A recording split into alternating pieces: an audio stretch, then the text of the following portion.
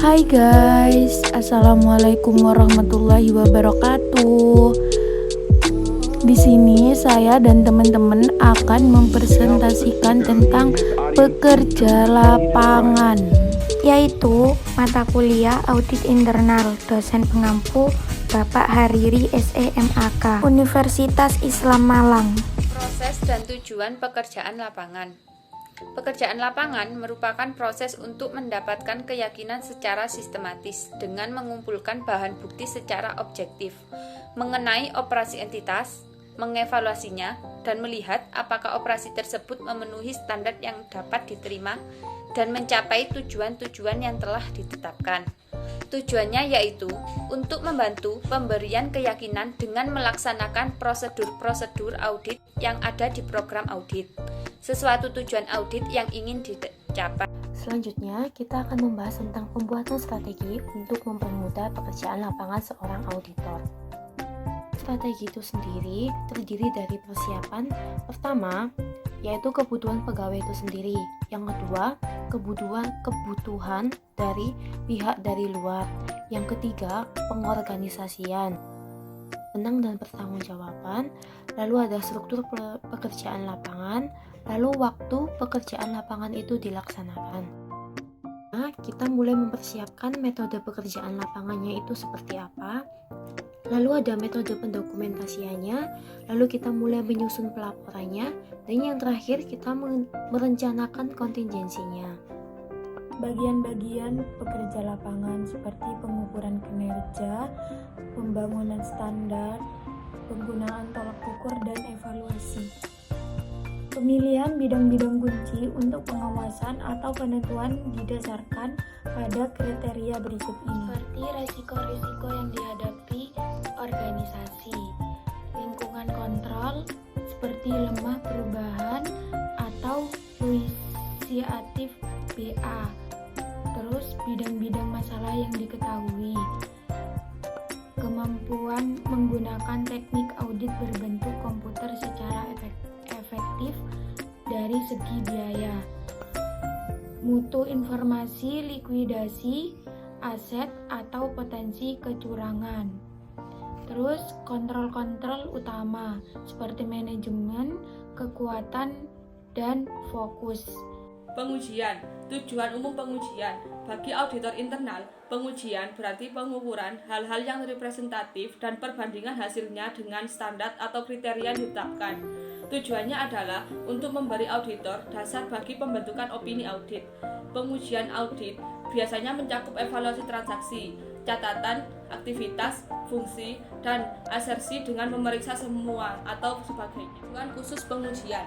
Tujuan khusus proses pengujian adalah untuk menentukan validitas. Validitas yaitu kelayakan, keaslian, kewajaran.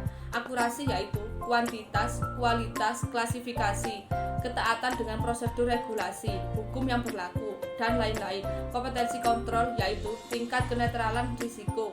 Rencanakan pengujian. 1. Pendefinisian tujuan pengujian. 2. Pengidentifikasian jenis pengujian untuk mencapai suatu tujuan. 3. Pengidentifikasian kebutuhan pegawai yang mencakup keahlian dan disiplin ilmu yang dimiliki, kualifikasi, pengalaman, dan jumlah. 4. Penentuan urutan proses pengujian. 5. Pendefinisian standar atau kriteria. 6. Pendefinisian populasi pengujian. 7. Keputusan metodologi pengambilan sampel yang akan dilakukan. 8. Pemeriksaan transaksi. 7. Keputusan metodologi pengambilan sampel yang akan dilakukan. 8. Pemeriksaan transaksi.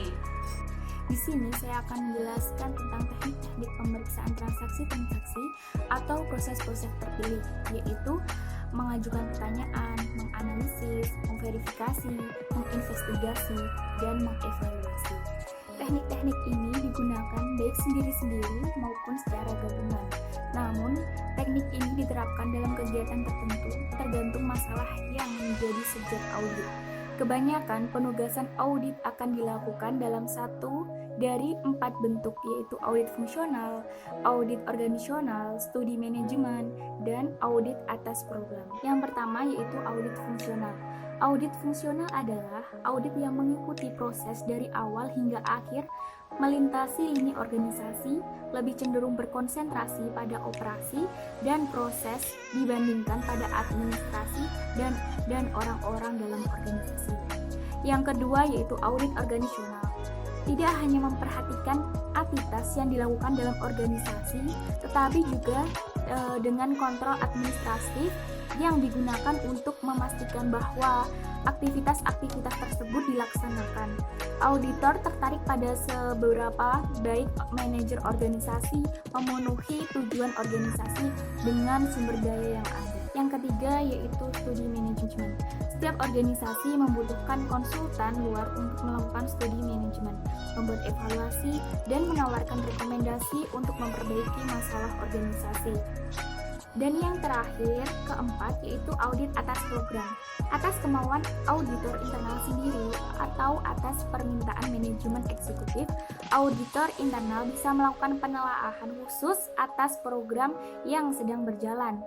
Program merupakan istilah umum yang mencakup setiap upaya yang didanai yang seiring dengan aktivitas normal organisasi yang sedang berlangsung, program ekspansi, program baru untuk manfaat karyawan, kontrakan baru, aplikasi komputer, dan lain-lain. Sekian video presentasi dari kami. Bila ada salah, mohon maaf. Wassalamualaikum warahmatullahi wabarakatuh.